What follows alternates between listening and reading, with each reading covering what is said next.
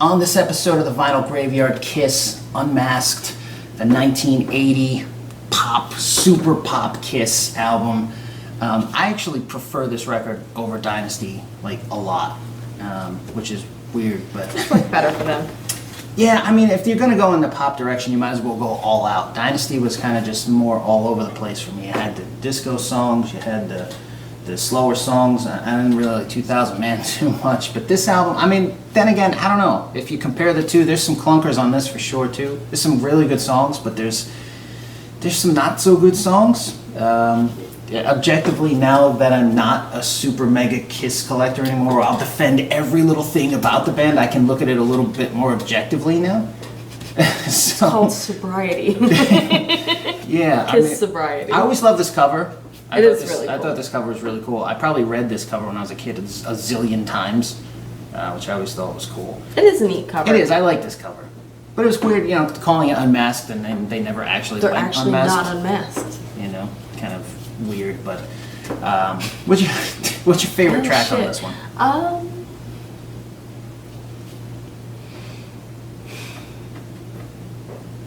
I guess Talk to Me. It's a good Ace song.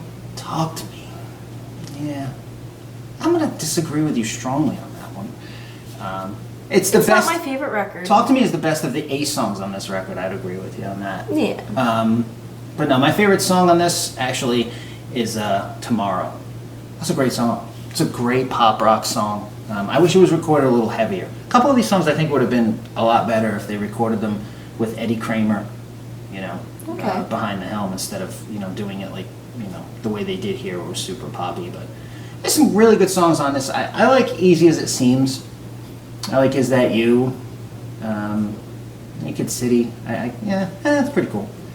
Shandy. Sacrilege. You have to love Shandy. Shandy. We're gonna get Shandy's some hate mail alright, over Shandy. She's so European. But the thing is, like, with Shandy, it's like, it's a good song, it's just not what you'd expect. You know, it's not what you want from Kiss. Talk to Me, Tomorrow.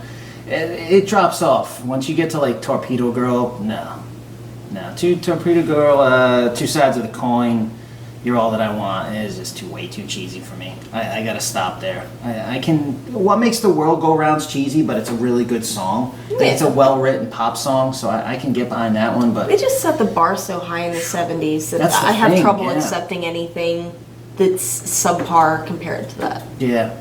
Once you get in a thing like, you know, Torpedo Girl and Two Sides of the Coin... You're coming from a band that wrote I Stole Your Love, and then... Well, I mean, when you compare them across the board... Yeah, and that's why I think it's hard for me. You figure, like, whether it's Ace, Gene... I mean, you know, you take Paul, for example, like you said with I Stole Your Love. To go from I Stole Your Love to, like, What Makes the World Go Round is, like, what the hell? It's night and day. You know, Ace Frehley to go from, you know, Rip It Out and Rocket Ride to, like, Torpedo Girl and Two Sides of the Coin. Gene Simmons to go from, like, Love 'Em and Leave 'Em and Christine 16 to, like, She's So European and You're All That I Want is, like, the quality of the songwriting is dropping off tremendously by this point. I think they cared more about maybe making merchandise than making it was a kick-ass spectacle songs. more than it was. The thing is, too, for 1980, this is a real wimpy record. I mean, 1980, you had, like, British Steel, you had Back in Black. Rock Band still had balls in 1980, and this was just, it was not what, they could have totally capitalized on that, but I just don't. Yeah, I don't know whose idea it was to go in the little kid direction, but well, it turned out to be a mistake. Oops. But it's a good, you know, it's a good record. Peter Criss isn't, you know, playing drums on it. Anton Fig's on this record, but he is on the cover.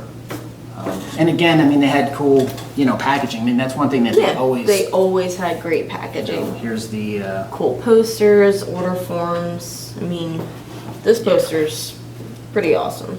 This is pretty cool. I had this hanging up in my room when I was a little kid. So it's you know, if you're a Kiss fan, this is kind of iconic artwork. Which, yeah, exactly. Which Kiss fan didn't have this hanging out? A lot of times when you see these, they always got the corners missing from tacking it up back in the day. What's interesting is Peter's winking in this artwork, but on the cover, he's not winking. It's because he's also not on the record. But he's like, I'm not on It's literally the exact same picture as the one on the cover. It just doesn't have. He's just winking here as opposed I never to. noticed that. Yeah, I don't know why. It's kind of. I don't know. It's a conspiracy. Maybe it's a conspiracy. And then it came with order form. the order form, not as in depth as the Dynasty one was. They actually didn't tour America behind Unmasked. They only did one show at the Palladium, which back when I was a big, well into the Kiss world, being a Kiss dealer and in the tribute band and all that other stuff, I was privy to see some pretty cool things. And one of the things I did get to see was some footage of a single camera balcony shot Palladium show. That's pretty cool. Yeah, which doesn't circulate. Like, no one has it. It's in the hands of a private collector who will probably die with it, because I don't know why the hoarder thing exists, but it does. And I don't know, maybe someday someone else will put it out, or I don't know.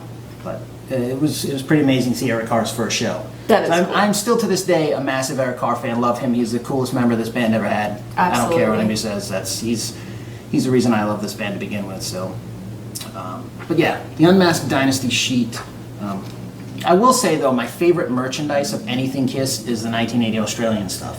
Everything that they made is just like, they had the coolest merchandise. The plastic plaques, the big jointed figures that they made, like the ice cream boxes, like so much cool Australian stuff, and it all had Eric on it, which I thought was pretty amazing. But in America, this is what you got, with some hat. You didn't get much new stuff. I mean, you got for Unmasked era stuff, you got the latest official Kiss T-shirt, a Kiss Unmasked poster, which I've actually only ever seen one of them. I had one, and I used to be a major Kiss dealer, but I would never find this stuff.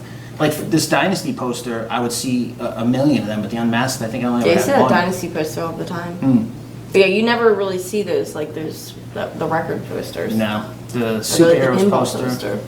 But for Unmasked stuff, all they ever had that was new was the T-shirt, the poster, and that's pretty much it. Everything else that was on the order form is actually older merchandise.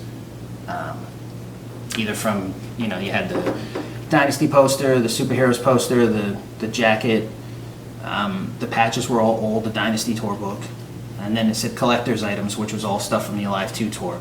But you could also, it was advertising being able to get the Gene Axe guitar and That's pretty cool. Paul Ibanez PS10. Some of the prices though, it's amazing to think of, like the 4 solo albums poster, special price, 4 of them for $750. You could get all 4 of them. Wow.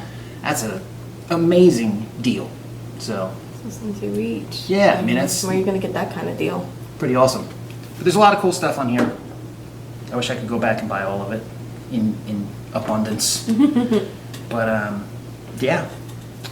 So that's it. Kiss Unmasked. I definitely recommend it over Dynasty, that's for sure. Plus, I mean, honestly, not that Dynasty's a bad record. It's not a bad record. It's just half of it is really strong and the other half is real wimpy, and it's kind of the same thing with this. But I think the stuff that's stronger is just a little more stronger on this. Like if you like Kiss, you'll still find a couple songs you like on there. Yeah, it's not like The Elder, where good luck finding something you'd like. The Elder. I can't think of anything I like on The Elder. Although I can go to The Oath. I can go to The Oath. The Saving Grace. Escape from the Island's pretty cool too. I know it's instrumental, but it's a pretty cool song. I don't know. That's about it though. Well, yeah, because nobody in the band's crying in the video. It's true. That's true. Anyway, do you like Kiss Unmasked? Do you love it? Do you hate it? What's your favorite track? Leave a comment below, and click on this little floating pumpkin right here, and we'll see you next time on the Vinyl Graveyard.